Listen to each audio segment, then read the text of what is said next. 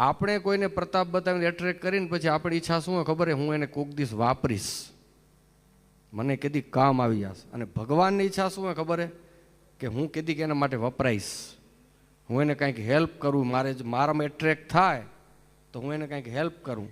અને આપણે કોઈને એટ્રેક્ટ કરીએ એમાં બધાની વાત નથી કરતો, કોમન રીતે શું હોય કે આ મારામાં એટ્રેક્ટ થાય તો કીધી હું એને વાપરી શકું.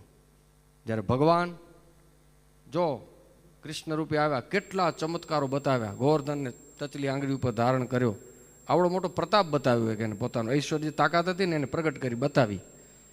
પણ બતાવીને પછી જેટલા ગોવાળિયાઓમાં એટ્રેક્ટ થયા એનું કલ્યાણ કર્યું છે એને.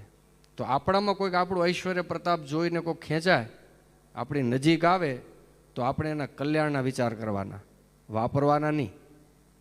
તો આપણે ભગત કહેવાય, તો ભગવાન રાજી થાય. હવે આપણે આપણા જીવનમાં થોડું સર્વે કરવાનું.